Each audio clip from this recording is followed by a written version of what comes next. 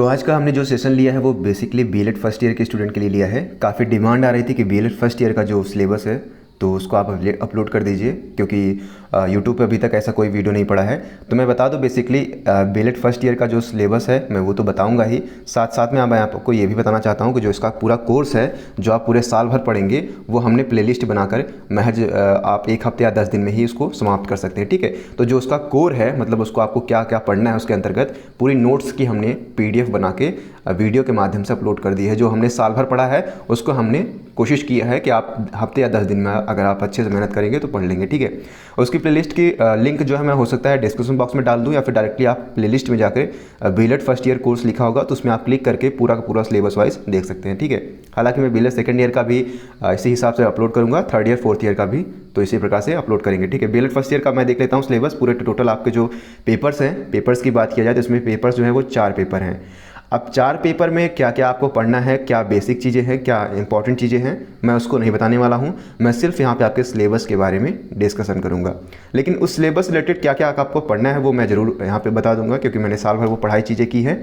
तो 4 पेपर होते हैं। ठीक है, 4 पेपर होते हैं जिसमें से आपका पहला पेपर होता है बेसिक कॉन्सेप्ट ऑफ एजुकेशन। ठीक है, पहला पेपर क्या है, बेसिक कॉन्सेप्ट ऑफ एजुकेशन होता है। वहीं दूसरा पेपर की बात किया जाए तो प्राचीन काल में जो शिक्षा थी, एजुकेशन इन कंटेम्प्रेरी इंडिया। ठीक है, इसी प्रकार से सेकंड पेपर है। थर्ड पेपर है, बात किया जाए तो लैंग्वेज एंड सोशल साइंस हम पढ़ेंगे, लैंग्वेज एंड सोशल साइंस में तीसरे सिलेबस में।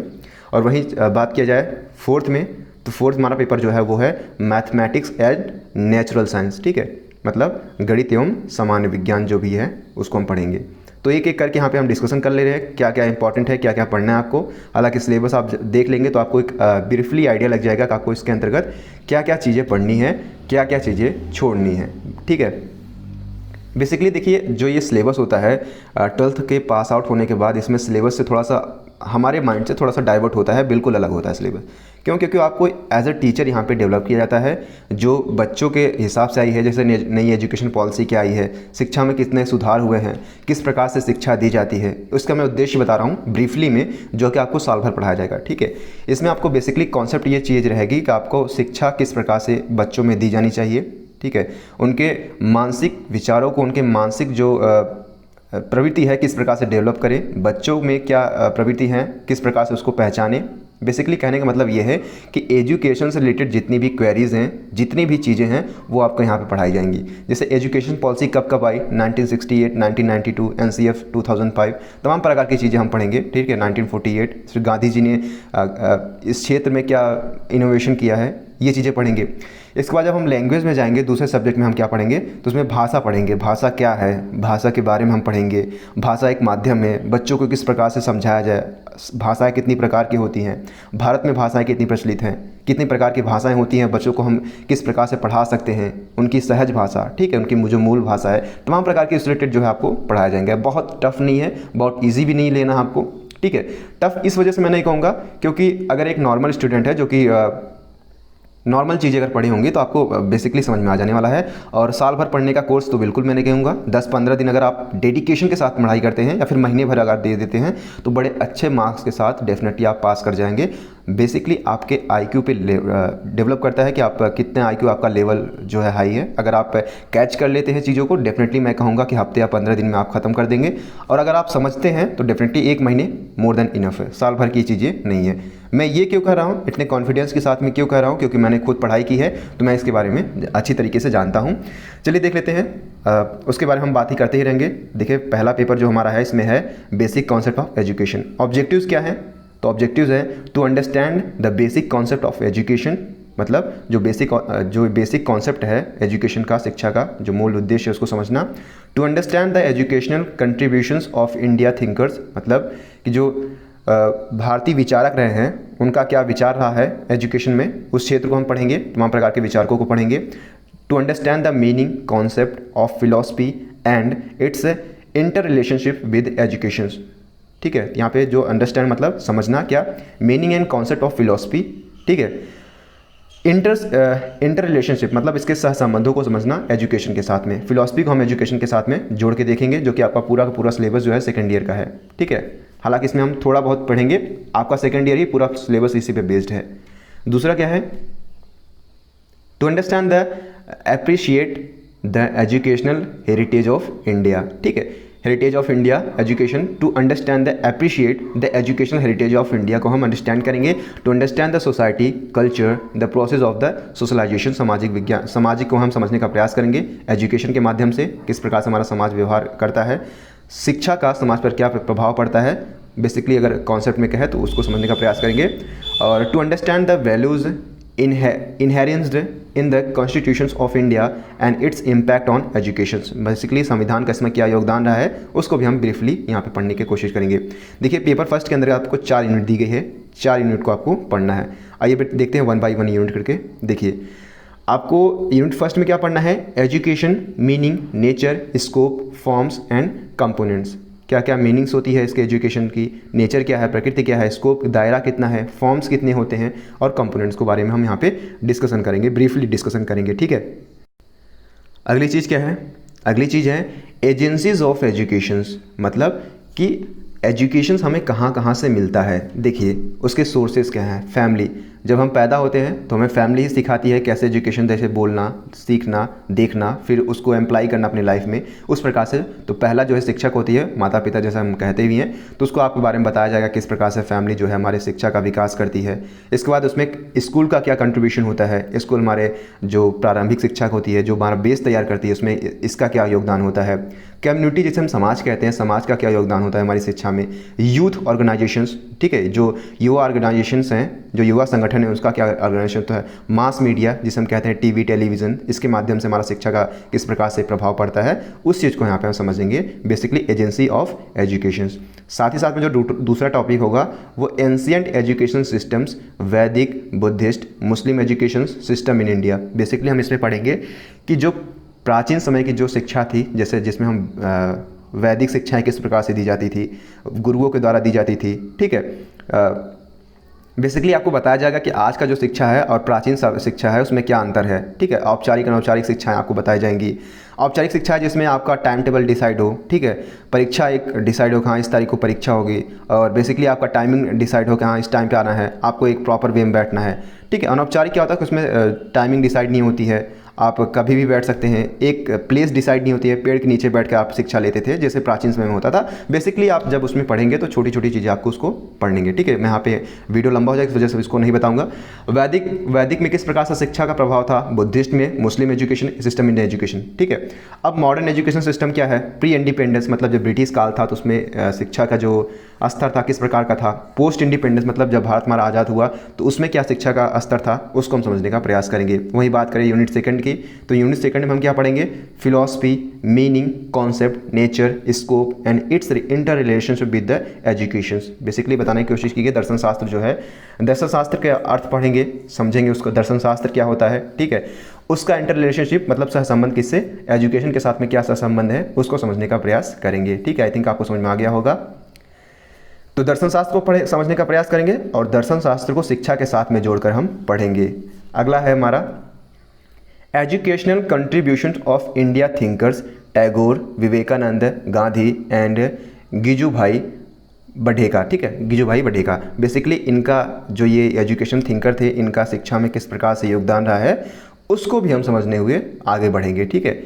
तीसरा क्या है कि introductions of the 4 philosophies, idealism, ठीक है, जिसे आदर्शवाद कहते हैं, नेशनलिज्म मतलब प्रकृतिवाद, रियलिज्म वास्तविकतावाद, ठीक है, प्रैग्मेटिज्म, ठीक है, प्रैग्मेटिज्म को समझने का प्रयास करेंगे। बेसिकली इसमें क्या पढ़ेंगे हम, एक बार फिर से लिख देते हैं, 4 फिलॉसफी, आइडियलिज्म, नेचुरलिज्म, रियलिज्म और प्रैग्मेटिज्म, ठीक है। इस चीज़ को हम यहाँ पे समझने का प्रयास करेंगे। वही यूनिट थर्ड की बात करते हैं तो यूनिट थर्ड में हम देखेंगे sociology, meaning, nature and process of socialization of child, sociology, ठीक है, मीनिंग समाज विज्ञान जिसे हम कहते हैं सामाजिक विज्ञान। अब मीनिंग, नेचर, स्कोप समझेंगे। सोशलाइजेशन का मतलब समाजीकरण का बच्चे पर क्या प्रभाव पड़ता है उसको समझने का प्रयास करेंगे। Basically sociological aspects of education, ठीक है, समाजीकरण का शिक्षा पर क्या प्रभाव है, और social स्ट्रैटिफिकेशंस, social mobility, social changes के बारे में हम पढ़ने का प्रयास करेंगे। साथ ही साथ में कल्चर एंड एजुकेशन में हम पढ़ेंगे concept, meaning, culture, heritage of India, unity and diversity, अनेकता में एकता को हम समझने का प्रयास करेंगे। जो हमारी कल्चर है, जो हमारी संस्कृति है भारत की, उसको समझने का प्रयास करेंगे।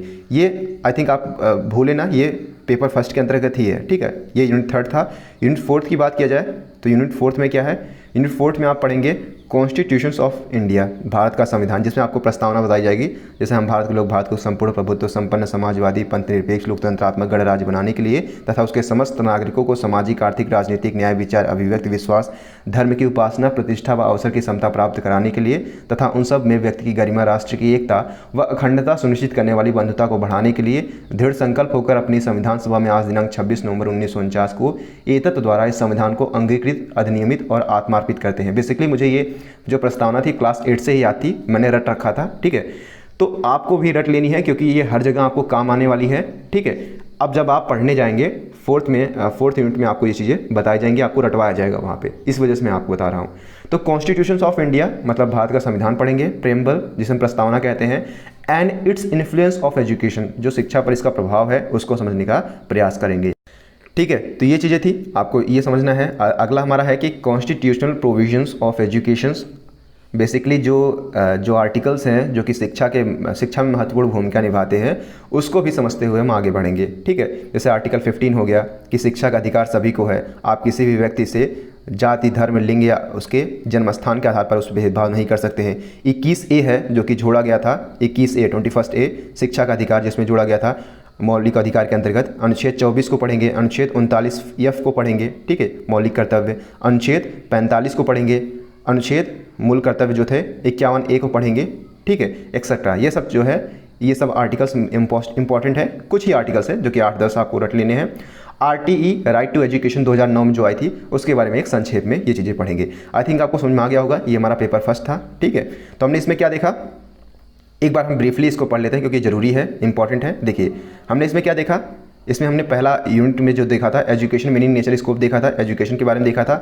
इसके बाद एजेंसीज ऑफ एजुकेशन जिसमें हम family school community youth organization और मास मीडिया के बारे में समझने का प्रयास किए, और एंशिएंट एजुकेशन सिस्टम जिसमें हम वैदिक बुद्धिस्ट मुस्लिम और एजुकेशन सिस्टम इन इंडिया समझने का प्रयास किए थे। और अगले पॉइंट में हमने मॉडर्न एजुकेशन सिस्टम देखा था जिसमें हमने 2 भागों में बांटा था, प्री इंडिपेंडेंस मतलब जब ब्रिटिश काल था, और दूसरा जो था वो पोस्ट इंडिपेंडेंस एजुकेशन था जो कि भारत जब हमारा आज़ाद हुआ तो उसके बाद का भारत में शिक्षा किस प्रकार से प्रचार प्रसार हुआ उसको समझने का प्रयास किया। वहीं यूनिट सेकंड में हम देखें तो फिलॉसफी यानी हम दर्शन शास्त्र को शिक्षा के साथ में जोड़कर पढ़ेंगे, ठीक है। अब क्या हुआ कि इनमें जो है एजुकेशन के क्षेत्र में जो थिंकर्स थे, जो विचारक थे, उनका क्या योगदान रहा, जैसे टैगोर, विवेकानंद, गांधी जी और गिजुभाई बुडेका को हम पढ़ेंगे, ठीक है। आइडियलिज्म, नेचुरलिज्म, रियलिज्म और प्रैग्मेटिज्म को पढ़ेंगे, ठीक है, ये चीज़ें थी। वहीं यूनिट थर्ड में हमने बात किया क्या कि सोशोलॉजी, ठीक है, सामाजिक जो है सामाजिकता को हम समझने का प्रयास करेंगे, समाजीकरण क्या होता है, ठीक है, समाजीकरण का जो एस्पेक्ट है एजुकेशन का जो एस्पेक्ट है जब समाजीकरण उसको समझने का प्रयास करेंगे, ठीक है। और कल्चर एंड एजुकेशन को पढ़ने का प्रयास करेंगे, अपनी संस्कृति को जानेंगे। यूनिटी एंड डाइवर्सिटी यानी अनेकता में एकता की बात है वहाँ पे पढ़ेंगे। यूनिट फोर्थ में हमने बात किया कि कॉन्स्टिट्यूशन से रिलेटेड हम कुछ आर्टिकल्स यहाँ पे पढ़ेंगे जिसमें हम प्रेम्बल भी साथ में हम पढ़ेंगे, और साथ ही साथ में RTE राइट टू एजुकेशन 2009 में जो आई थी उसको समझने का प्रयास करेंगे। आई थिंक आपको समझ में आ गया होगा।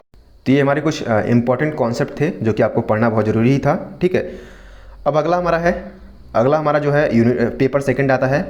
टोटल जो है 4 पेपर हैं, आपको ध्यान में रखना है, 4 पेपर हैं। यूनिट सेकंड में हम पढ़ेंगे education in contemporary India. Basically इसमें क्या पढ़ेंगे, ऑब्जेक्टिव्स इसके क्या हैं, तो people teachers will be able to understand the role of education in contemporary India. किस प्रकार से प्राचीन भारत में किस प्रकार से शिक्षा व्यवस्था थी उसको जो है जानने में सक्षम होंगे जो टीचर्स हैं। To understand the difference government policy document, जो भी गवर्नमेंट पॉलिसी आई है जैसे 1968, 1992, NCF 2005 उसको समझने का प्रयास करेंगे। And to know the national system of educational and their key institutions. Basically यहाँ पे हम समझने का प्रयास करेंगे कि नेशनल सिस्टम क्या रहा है, एजुकेशन सिस्टम का जो जिस प्रकार से सेंटर ने किस प्रकार से योगदान दिया है उसको समझने का प्रयास करेंगे। अगला हमारा है कि to know and understand initiatives of government of India, मतलब शिक्षा के क्षेत्र में भारत सरकार का क्या योगदान रहा है उसको समझने का प्रयास करेंगे। और साथ ही साथ में to know the explorer the issue and challenges of elementary education, किस प्रकार से एलिमेंट्री एजुकेशन का जो चैलेंजेस जो सामने आई है, जो समस्याएं सामने आई के खड़ी हुई हैं उसको भी हम यहाँ पे पढ़ेंगे। आइए इसके भी 4 यूनिट है जिसको हम एक एक करके पढ़ लेते हैं। यूनिट फर्स्ट में हम क्या पढ़ेंगे, public commissions reports and policy documents regarding elementary educations commissions. ठीक है, बेसिकली बताया गया है कि हम इसमें जो भी पॉलिसीज़ आई हैं, जो भी रिपोर्ट्स आई हैं, उसको समझने का प्रयास करेंगे यूनिट फर्स्ट में, जिसमें हम पढ़ेंगे 1964 से 1966 की जो नेशनल एजुकेशन पॉलिसी आई थी उसको समझने का प्रयास करेंगे। NPE national policy of education 1968 को पढ़ेंगे। ठीक है, और NPE 1986 को पढ़ने का प्रयास करेंगे। ठीक है, तो नेशनल पॉलिसी ऑफ एजुकेशन जो 1968 की थी और 1986 की थी और 1964-1966 की जो पॉलिसी थी उसको समझने का प्रयास करेंगे। ठीक है, यहाँ पे 3 एजुकेशन पॉलिसी जो इंपॉर्टेंट है, कौन कौन सी है, 1964, 1968, 1986। ठीक है, हालांकि 1992 में भी आई थी। इसके बाद NCF को हम पढ़ेंगे, उसको हम आगे देख लेते हैं। देखिए NCF यहाँ पे जैसे नेशनल करिकुलम फ्रेमवर्क। ठीक है, इसमें हम पहले यूनिट में ये पढ़ लेंगे। दूसरा क्या है कि idea of common school system, national system of education, languages, policies, learning without burden. Learning without burden ये इंपॉर्टेंट है, हालांकि कई बार एग्जाम में ये पूछा भी गया है। लर्निंग विदाउट बर्डन का मतलब क्या होता है। 1993 शिक्षा बिना बोझ के, 1993 को हम पढ़ेंगे। नेशनल करिकुलम फ्रेमवर्क 2005 को पढ़ेंगे। नेशनल नॉलेज कमीशन जिसे हम NKC कहते हैं उसको भी पढ़ने का प्रयास करेंगे। ठीक है, तो इसमें हमने क्या पढ़ा, इसमें हम पढ़ेंगे जो भी नेशनल एजुकेशन पॉलिसी आई थी 1964 की, 1968 की और 1986 की, ये 3 एजुकेशन पॉलिसी पढ़ेंगे। साथ ही साथ में जो ideas of common school system है उसको समझने का प्रयास करेंगे। नेशनल सिस्टम ऑफ एजुकेशन, ठीक है, और लैंग्वेजेस पॉलिसीज़ क्या आई है, लर्निंग विदाउट बर्डन मतलब बिना बोझ की शिक्षा किस प्रकार से 1993 में आई थी। ठीक है, और नेशनल करिकुलम फ्रेमवर्क जिसे NCF 2005 कहा जाता है उसको समझने का प्रयास करेंगे और नेशनल नॉलेज कमीशन को पढ़ने का प्रयास करेंगे। वही यूनिट सेकंड की बात किया जाए तो यूनिट सेकंड में हम क्या पढ़ेंगे, स्कूल इन इंडिया, भारत में किस प्रकार से स्कूल की स्थिति है, types and affiliations, KVC, NVS, सैनिक school, government school, private schools, international schools, हमारे भारत में किस प्रकार से स्कूल का जो है विभाजन किया गया है। जैसे KVS दिल्ली में आप जानते होंगे, ठीक है, NVS, और सैनिक स्कूल जो होते हैं, गवर्नमेंट स्कूल क्या होते हैं, प्राइवेट स्कूल क्या होता है, इंटरनेशनल स्कूल क्या होते हैं, उसको समझने का बेसिक कॉन्सेप्ट की चीज़ें हम पढ़ेंगे। ठीक है, तो स्कूल के बारे में हम पढ़ेंगे यूनिट सेकेंड में। ठीक है, तो आई थिंक आपको समझ में आ गया होगा। इसमें हम पढ़ेंगे, अगला हमारा है कि रोल ऑफ की इंस्टीट्यूशंस, मतलब कि इनमें जो है इनका जो है शिक्षा में किस प्रकार से योगदान है। जैसे NCERT, NCTE, NIOS, ठीक है, इन सब को हम सविस्तार पूर्वक पढ़ेंगे। ठीक है, साथ ही साथ में हमने क्या देखा कि रोल ऑफ की इंस्टीट्यूशन मतलब कि भारत के शिक्षा में इनका क्या योगदान है, कि इनका NCTE की NCERT जिसकी आप किताब भी पढ़ते हैं और एक संस्था के रूप में स्थापित की गई है, दिल्ली में इसका केंद्र है। ओके, उसके हम आगे पढ़ेंगे। ठीक है, बेसिक में यहाँ पे बताना जरूरी है कि NCTE, NCERT, NIOS के बारे में पढ़ेंगे। Board of education, role of directors of education and local bodies, panchayati raj institutions, panchayati raj व्यवस्था, और म्यूनसिपल बॉडीज़ को हम पढ़ेंगे। ठीक है, यूनिट सेकंड में हम क्या पढ़ेंगे, पहले तो हमने क्या देखा कि KVS, NVS, सैनिक school, government school, private school और इंटरनेशनल स्कूल पढ़ेंगे। साथ ही साथ में जो इनका की रोल है कौन कौन सी, NCTE, NCERT, NIOS, board of education, role of directors of education and local bodies, panchayati raj और म्यूनसिपल के बारे में हम पढ़ेंगे। ठीक है, ये यूनिट सेकंड की बात थी। अब यूनिट थर्ड की बात आ जाते हैं। तो यूनिट थर्ड में हम क्या पढ़ेंगे, value inherent enshrined in India constitutions. ठीक है, value enshrined in Indian constitutions, right to education, inclusions और exclusions, education in concurrent list and its implications. Basically बताया गया है कि राइट टू एजुकेशन जो कि शिक्षा का अधिकार हमको दिया गया है, मौलिक अधिकार के अंतर्गत हम पढ़ेंगे। ठीक है, शिक्षा के जो आयाम हैं सभी आयामों को हम यहाँ पे देखते हुए चलेंगे। साथ ही साथ में initiatives of government of India, SSA, RMSA, education provisions of minorities, SC, STs and girls. Basically जो शिक्षा के क्षेत्र में जो इनको रिजर्वेशन दिया गया है, जो इनकी भूमिका निभाई गई है, जो कॉन्स्टिट्यूशन ने भूमिका निभाई है कि जो निचले या दबे लोग हैं, SC ST कैटेगरी के लोग या फिर जो गर्ल्स हैं, उनके लिए किस प्रकार से सरकार जो है अहम भूमिका निभाई है, उसको समझने का प्रयास करेंगे। वही यूनिट फोर्थ की बात किया जाए तो यूनिट फोर्थ में हम पॉवर्टी एंड इनइक्वलिटी के बारे में पढ़ेंगे, यानी गरीबी और असमानता को पढ़ेंगे। अनएम्प्लॉयमेंट, बेरोजगार पढ़ेंगे, प्राइवेट एंड पब्लिक सेक्टर। ठीक है, न्यू इकोनॉमिक पॉलिसी और main feature of democratic system. ठीक है, main feature of democratic system का जो मेन फीचर होता है उसको समझने का प्रयास करेंगे, जैसे central, state and local system of government, किस प्रकार से हमारी जो गवर्नमेंट है वो बटी हुई है सेंट्रल और लोकल बॉडीज़ में और गवर्नमेंट बॉडीज़ में, इसको समझने का ब्रीफली पढ़ेंगे। ठीक है, बहुत ज़्यादा डीपली नहीं पढ़ेंगे, ब्रीफली पढ़ेंगे। तो बेसिकली हमने क्या देखा पेपर सेकंड में, एक बार फिर ब्रीफली हम इसको देख लेते हैं। हमने देखा कि हम यहाँ पे नेशनल एजुकेशन पॉलिसी पढ़ेंगे 1964, 1968, 1986। ठीक है, इसके साथ ही हमने देखा कि आइडियाज़ ऑफ कॉमन स्कूल को पढ़ेंगे, जो कॉमन स्कूल के जो आइडियाज़ थे, और नेशनल सिस्टम ऑफ एजुकेशन को पढ़ेंगे। लैंग्वेजेस पॉलिसी क्या थी, लर्निंग विदाउट बर्डन 1993 को पढ़ेंगे, और curriculum framework, national curriculum framework जिसे हम एनसीएफ के नाम से जानते हैं, एनसीएफ 2005 को यहाँ पे पढ़ेंगे, और साथ ही साथ में नेशनल नॉलेज कमीशन को भी पढ़ने का प्रयास करेंगे। वही हमने बात किया है कि यूनिट सेकंड में हम KVS, NVS, Sainik school, government school, private school और इंटरनेशनल स्कूल के बारे में पढ़ेंगे।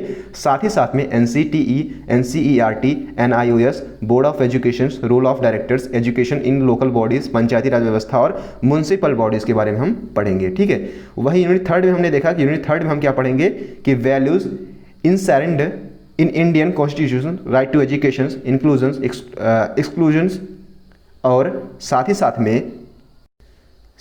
में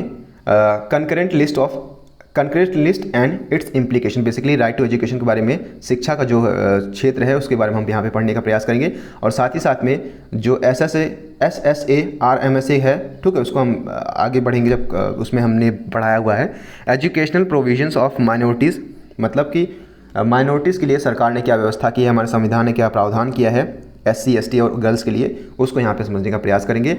वही यूनिट फोर्थ में हमने देखा कि अनएम्प्लॉयमेंट पढ़ेंगे, पॉवर्टी, इनइक्वलिटी पढ़ेंगे, प्राइवेट एंड पब्लिक सेक्टर पढ़ेंगे, न्यू इकोनॉमी पॉलिसी पढ़ेंगे, main feature of democratic system पढ़ेंगे, मतलब हमारे क्या फीचर्स होते हैं डेमोक्रेटिक सिस्टम के, सेंट्रल, स्टेट और लोकल सिस्टम को यहाँ पे समझने का प्रयास करेंगे। यहाँ पर हमारा पेपर सेकंड भी समाप्त होता है। अब पेपर थर्ड की बात कर लेते हैं। पेपर थर्ड हमारा क्या है, पेपर थर्ड आपका है लैंग्वेज एंड सोशल साइंस। ठीक है, भाषा और समान विज्ञान जिसे हम कहते हैं। तो इसका जो मोटिव है, इसका जो उद्देश्य है उसको देख लेते हैं। तो पीपल मतलब जो होता है शिक्षक, माफ़ कीजिएगा, पीपल मतलब होता है शिष्य। ठीक है, टीचर्स विल बी एबल, क्या होंगे, किसके लिए एबल होंगे, to understand the importance of functions of languages, to know and appreciate difference languages of India, to understand aims मतलब उद्देश्य, and objectives of studying languages, मतलब हम भाषा को क्यों पढ़े, इसका अर्थ हम समझेंगे। To understand the appreciate and the importance of the social science and its context with the different subject. Social science का हम देखेंगे कि क्या इंपॉर्टेंस है और इसका डिफरेंट सब्जेक्ट के साथ में क्या लिंकेज है, उसको भी समझने का प्रयास करेंगे। And to the understand the various status of administrations. ठीक है, क्या समान विज्ञान में हम किस प्रकार से उसका उपयोग कर सकते हैं। एडमिनिस्ट्रेशन मतलब लोक व्यवहार में, ठीक है, लोक कल्याण में, जिसे हम क्या कहते हैं यूपीएससी जैसे जो IAS विशेष होते हैं क्या कहते हैं उन्हें हम लोक प्रशासक। ठीक है, to understand the various status of administrations and मतलब उनके वेरियस स्टेटस में उनका क्या उपयोग है उसको समझने का प्रयास करेंगे। लोक प्रशासन में भाषा की क्या भूमिका है। To understand the aims and objectives of studying social science, यानी हम सोशल साइंस को क्यों पढ़े उसका उद्देश्य हम यहाँ पे समझने का प्रयास करेंगे। देखिए आइए देख लेते हैं। देखिए यूनिट फर्स्ट में क्या पढ़ेंगे हम, यूनिट फर्स्ट में हम क्या पढ़ेंगे, तो meaning, nature, scope and importance of language, मतलब कि भाषा की क्या मतलब है, क्या इसका स्कोप है, क्या इसकी इंपॉर्टेंस है, उसको समझने का प्रयास करेंगे। एम्स एंड ऑब्जेक्टिव्स, एम्स मतलब उद्देश्य क्या है, स्टडिंग लैंग्वेज मतलब भाषा को पढ़ने का उद्देश्य क्या है। Development of language as a subject, मतलब भाषा को जो है एक सब्जेक्ट के रूप में विकास करने पर क्या इसका भूमिका है उसको समझने का प्रयास करेंगे। अगला हमारा है कि यूनिट सेकंड में हम क्या पढ़ेंगे, तो वर्बल, ठीक है, मौखिक जिसे कहते हैं, नॉन वर्बल, ठीक है, जिसे हम क्या कहते हैं अमौखिक, मतलब मौखिक, non verbal and non verbal communication. ठीक है, और जैसे क्या होता है कि जैसे हम किसी से बात करते हैं तो क्या होता है वर्बली। अब हम कोई न्यूज़ पढ़ रहे हैं, वहाँ पे हम ज्ञान कलेक्ट कर रहे हैं लेकिन नॉन वर्बल है। ठीक है, तो वही बेसिकली यहाँ पे बताया जाएगा। Defining feature of human system of communications, ठीक है, जो भी व्यक्ति के जो ह्यूमन सिस्टम ऑफ कम्युनिकेशन को यहाँ पे डिफाइन किया जाएगा। And the concept of universal grammar को समझाया जाएगा। And the basic concept of phonology, syntax and romantics के बारे में यहाँ पे बताया जाएगा। Organizations of discourse, structures, oral and written, natural of classroom discourse and structures of story, poem, essay etcetera. Basically बताने की कोशिश की गई है कि किस प्रकार से हम भाषा के माध्यम से भाषा को हम किस प्रकार से रिप्रेजेंट कर सकते हैं, हम अपने विचारों का आदान प्रदान किस माध्यम से कर सकते हैं। तो बेसिकली हमें बताने की कोशिश की गई है हम ओरली या फिर रिटन के माध्यम से कर सकते हैं, ठीक है। दो माध्यम है, या तो ओरल या फिर रिटन, यानी हम किसी को भाषा का यदि हम कोई विचार आदान प्रदान करने तो या तो हम उसे बोल के कर सकते हैं या फिर उसे लिख के कर सकते हैं, ठीक है। दो प्रकार से है। क्लासरूम से किस प्रकार से, क्लासरूम में हम किस प्रकार से डिस्कशन करके हम भाषाओं का आदान प्रदान करते हैं, यानी जानकारियों का आदान प्रदान करते हैं, उसको भी समझने का प्रयास करेंगे। साथ ही साथ में लैंग्वेज एंड सोसाइटी, यानी भाषा और समाज का क्या संबंध है। लिंग्विस्टिक, ठीक है, variability, multilingualism and using the multilingual resources of in classroom, ठीक है। बेसिकली यहाँ बताने की कोशिश की गई है कि लैंग्वेजेस, भाषा और समाज का क्या अर्थ होता है, भाषा और समाज में क्या संबंध है, किस प्रकार से जो है भाषा समाज में अहम भूमिका निभाती है, उसको समझने का प्रयास करेंगे। यूनिट 3 जो है हमारा है कि meaning, nature and scope and importance of the social sciences, मतलब कि सोशल साइंस एंड सामाजिक विज्ञान क्या क्या इंपॉर्टेंस है उसको समझने का प्रयास करेंगे। To be discussed in a context of the history, geography, civics, नागरिक शास्त्र जिसे हम कहते हैं, एंड इकोनॉमिक्स, ठीक है। तो जो सोशल साइंस सामाजिक विज्ञान है उसका क्या इंपॉर्टेंस है उसको समझने का प्रयास करेंगे, किसके एस्पेक्ट में, हिस्ट्री, ज्योग्राफी और सिविक्स, इकोनॉमी के एस्पेक्ट में। बेसिकली इसमें बताया गया है कि AIIMS and objectives of studying social science, यानी हम सामाजिक विज्ञान क्यों पढ़े, इसका उद्देश्य क्या है, ये हमारे समाज में किस प्रकार से भूमिका निभा सकता है उसको समझने का प्रयास करेंगे। साथ ही साथ में development of the social sciences and as a subject, मतलब कि सामाजिक विज्ञान को एज ए सब्जेक्ट हमें क्यों डेवलप करना चाहिए, इसको भी समझने का प्रयास करेंगे। वहीं यूनिट 4 की बात किया जाए तो यूनिट 4 में हम क्या देखेंगे, data, method and evidence to be discussed in the context of history, geography, economic and civics. Basically जो डाटा है, जो मेथड है, ठीक है, एविडेंस टू डिस्कस्ड, बेसिकली बताया गया है कि जो डाटा है, डाटा के आधार पर जो हिस्ट्री को डिवाइड किया गया है। जैसे असहयोग आंदोलन कब आया था, ठीक है, अब भारत हमारा आज़ाद कब हुआ था, 1857 की क्रांति। तो क्रांति हम जानते हैं, लेकिन क्या हुई, डाटा के हिसाब से 1857 की वो क्रांति थी। तो 1857 में क्रांति हुई थी जिसको हम 1857 की पहली स्वतंत्रता क्रांति के रूप में भी जानते हैं। तो बेसिकली ये डाटा क्या निभाता है या भूमिका क्या निभाता है, जिसे हम क्या कहते हैं ना कि अगर जो हिस्ट्री है वो पूरी तरीके से बेस्ड है किस पे, डाटा पे। अगर डाटा हटा दिया जाए तो हिस्ट्री भी ख़त्म है। तो वही चीज़ें हैं बताई गई हैं। अगला है कि significance of perspectives and context in a study of social sciences, मतलब कि significance of perspective and context in the study of social sciences, मतलब सोशल साइंसेज को पढ़ने का उद्देश्य क्या है और सिग्निफिकेंस क्या है, पर्सपेक्टिव क्या है, उसको समझने का प्रयास करेंगे। साथ साथ में monarchy, aristocracy and imperialism, fascism, nationalism जैसे हम राष्ट्रीयवाद कहते हैं, democracy and citizenship to be taught with examples from a content areas. Basically बताने की कोशिश की गई है जो आपके बेसिक कॉन्सेप्ट होते हैं, जो आपके बेसिक चीज़ें होती हैं, जैसे हम जिसको यूज़ करते हैं अपने आमचाल की बोल भाषा में, जैसे लोकतंत्र सरकार कहते हैं, या फिर हो गया डेमोक्रेसी इंडिया हो गई, ठीक है।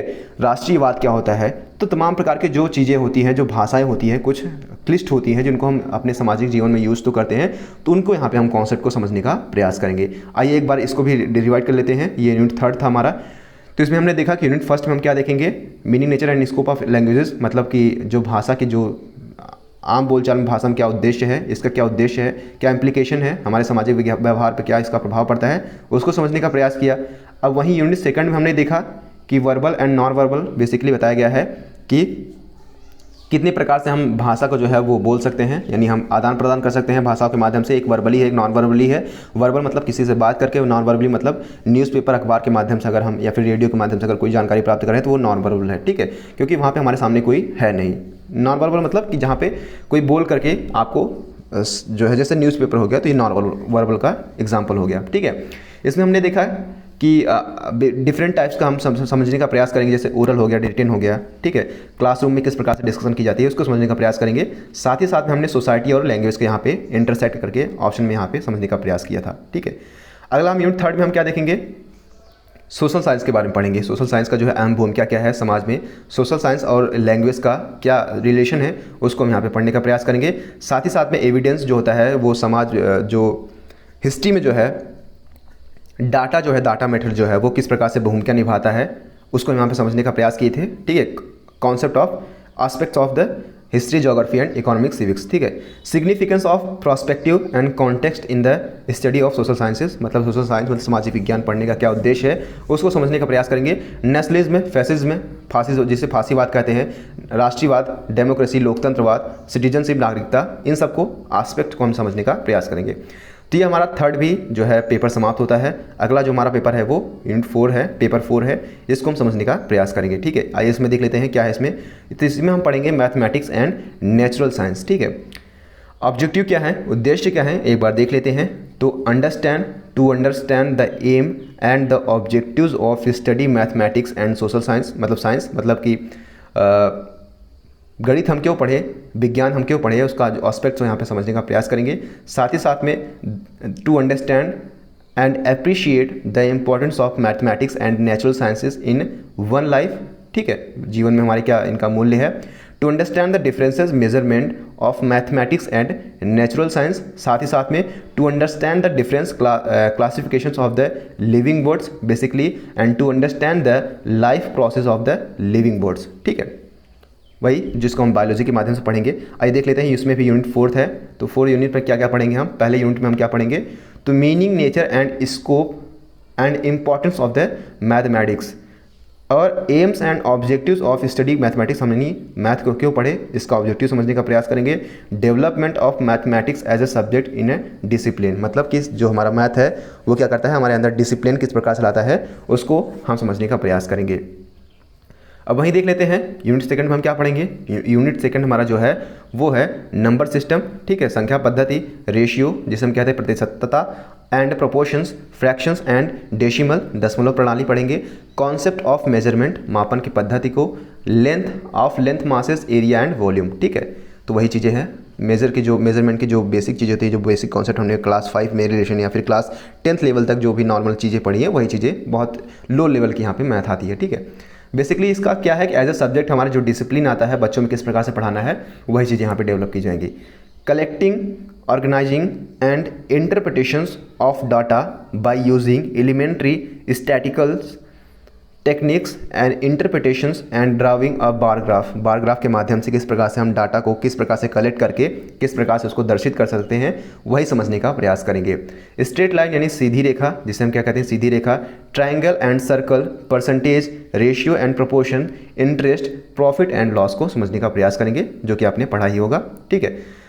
यूनिट 3 की बात किया जाए तो meaning, nature and scope of importance of science, मतलब इसमें हम साइंस के बारे में पढ़ेंगे कि साइंस की क्या महत्वता है।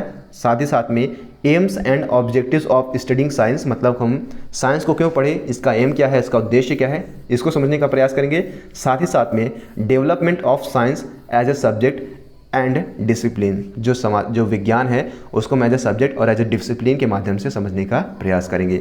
आइए देख लेते हैं यूनिट 4 जो कि लास्ट है इसका। यूनिट 4 में हम क्या पढ़ेंगे, मेजरमेंट ऑफ लेंथ, ठीक है, masses and time, density, pressure, work and energy, weight, gravitation, heat and temperature, states of matters, properties of magnetism, electricity, reference, reflections, shadow and eclipse. Basically जो आपने क्लास 12th में जो पढ़ा था वही सामान्य चीज़ें पढ़ेंगे आप, यहाँ पे बहुत ज़्यादा डीपली नहीं जाएंगे। आप पढ़ेंगे मैग्नेट क्या होता है, ठीक है, बस खत्म बात, उतना वो खत्म हो गया, ठीक है। मेजरमेंट, लेंथ के कैसे मेजरमेंट करेंगे, बात खत्म। मास एंड टाइम क्या होता है, बात खत्म। डेंसिटी मतलब घनत्व क्या होती है, परिभाषा उसकी जान लीजिए, बात खत्म, बस वही, ठीक है। अब फिजिकल एंड केमिकल चेंजेस, ठीक है, separation of mixtures, atoms and molecules, metals and non metals, oxide, acid, basis and nuclear fusions, basic चीज़ें पढ़नी है जो कि आपने 12th में पास की है, वही, इसके आगे कुछ नहीं पढ़ना है। Living and non living classifications of living words, मतलब सजीव और निर्जीव में बांटना है आपको। और जर्मिनेशंस ऑफ सीड्स, लाइफ प्रोसेस जैसे रेस्पिरेशंस जो हमारी होती है, श्वास नलिका, ठीक है, डाइजेशन सिस्टम, पाचन तंत्र, रिप्रोडक्शंस, ठीक है, फोटोसिंथेसिस जिसे हम कहते हैं प्रकाश संश्लेषण, transportations, interdependence and of plants and animals, biodiversity losses. Basically जो हम कहते हैं ना कि एक दूसरे पर जीव जो हैं वो निर्भर हैं, आत्मनिर्भर हैं, तो वही चीज़ें यहाँ पे बताने की कोशिश की गई है, बेसिक कॉन्सेप्ट चीज़ें यहाँ पे बताने की कोशिश की गई है। अब ये लास्ट है तो आपको इसको वीडियो को पॉज नहीं करना है, आपको देख लेना है। मैं यहाँ पे 2 मिनट आपको पूरा सिलेबस मैं एक यहाँ पे एक करके बता दूंगा, क्योंकि मैं वीडियो लंबा हो जाता है, आप लोग इंटरेस्टेड भी नहीं होते देखने के लिए। इस वजह से मैंने सोचा कि थोड़ा सा वीडियो जल्दी बने, क्योंकि इसमें बहुत ज़्यादा चीज़ें नहीं है, आपको समझ लेना है कि आपके सब्जेक्ट में क्या है, आपको पढ़ना क्या है, इसके बाहर नहीं पढ़ना है बेसिकली, इसीलिए ये इसी पर्पज से बनाया गया है। आइए एक बार हम यहाँ पे जल्दी से पढ़ लेते हैं, पूरा का पूरा एक बार रिवाइज कर लेते हैं 2 मिनट, क्योंकि जितना आपने देखा है इसको आपको कॉन्सेप्ट पूरा क्लियर हो जाएगा। यूनिट फर्स्ट में हमने क्या देखा, तो बेसिक कॉन्सेप्ट ऑफ एजुकेशन को समझने का प्रयास किए थे। पेपर फर्स्ट में हमने इसमें देखा था, यूनिट फर्स्ट में हमने क्या देखा था कि जो एजुकेशन का जो स्कोप है और कंपोनेंट होते हैं उसको समझने का प्रयास किया था। एजुकेशन जो है उसमें जो है यानी शिक्षा में फैमिली, स्कूल, कम्युनिटी और यूथ ऑर्गेनाइजेशन और मास मीडिया की क्या भूमिका होती है। साथ ही साथ में वैदिक शिक्षा किस प्रकार से थी, बुद्धिस्ट में किस प्रकार से थी, मुस्लिम एजुकेशन सिस्टम किस प्रकार से हमारे इंडिया में था, उसको समझने का प्रयास करेंगे। और मॉडर्न एजुकेशन सिस्टम में हम प्री इंडिपेंडेंस मतलब ब्रिटिश काल में किस प्रकार से शिक्षा व्यवस्था थी, और जब हमारा भारत आज़ाद हुआ तो उसमें किस प्रकार से शिक्षा व्यवस्था थी उसको समझने का प्रयास करेंगे। वहीं हमने यूनिट सेकंड की बात किया था, तो यूनिट सेकंड में हम फिलॉसफी समझने का प्रयास करेंगे, यानी जो दर्शन शास्त्र है और उसको शिक्षा से संबंध करके उसको शिक्षा से नहीं, दर्शन शास्त्र को शिक्षा से जोड़ करके समझने का प्रयास करेंगे। साथ ही साथ में हम कुछ थिंकर को पढ़ेंगे, जिसमें हम विवेकानंद, टैगोर, गांधी और गिब्बन बुद्धेगा को पढ़ेंगे। साथ ही साथ में आइडियलिज्म, नेचुरलिज्म और रियलिज्म और साथ साथ में प्रैग्मेटिज्म को पढ़ने का प्रयास करेंगे। और साथ ही साथ में सोशलाइजेशन को पढ़ेंगे, समाजीकरण क्या होता है उसको समझने का प्रयास करेंगे। सोशल मोबिलिटी को पढ़ेंगे, ठीक है, यूनिट थर्ड में। कल्चर एंड एजुकेशन को पढ़ेंगे, सांस्कृतिक और एजुकेशन क्या होता है, ठीक है, किस प्रकार से विविधता में एकता है उसको समझने का प्रयास करेंगे। वही हमने बात किया था कि यूनिट फोर्थ में हम क्या पढ़ेंगे, कॉन्स्टिट्यूशन ऑफ इंडिया, यानी भारत का संविधान में हम पढ़ेंगे क्या क्या पढ़ेंगे। आर्टिकल्स कुछ इंपॉर्टेंट है, प्रेम्बल हम पढ़ेंगे 15, 21A, 24, 39F और 45, 51A का के, ठीक है, ये आर्टिकल है। राइट टू एजुकेशन ये 2009 का हम पढ़ेंगे। ये क्या था, पेपर फर्स्ट का था। अब पेपर सेकंड के हमने क्या देखा था, पेपर सेकंड जो था हमारा एजुकेशन इन कंटेम्प्रेरी इंडिया, इसमें हमने क्या पढ़ा था, इसमें हमें पढ़ना है नेशनल एजुकेशन पॉलिसी 1964, 1968, 1986। साथ ही साथ में जो होता है लैंग्वेज पॉलिसीज़ पढ़ेंगे और लर्निंग विदाउट बर्डन 1993 को पढ़ेंगे, NCF 2005 को पढ़ेंगे, ठीक है, ये यूनिट फर्स्ट में पढ़ेंगे। वही यूनिट सेकंड की बात किया जाए तो KVS, NVS, सैनिक school, government school, private school और इंटरनेशनल स्कूल को पढ़ने के साथ ही साथ में NCTE, NCERT, NIOS, board of education, role of directors, ठीक है, ये चीज़ें हम पढ़ेंगे। वही हमने यूनिट थर्ड की बात किया था, तो यूनिट थर्ड में हम राइट टू एजुकेशन को पढ़ने का प्रयास करेंगे। साथ ही साथ में कंकरेंट जो चीज़ें चल रही हैं भारत में उसको समझने का प्रयास करेंगे।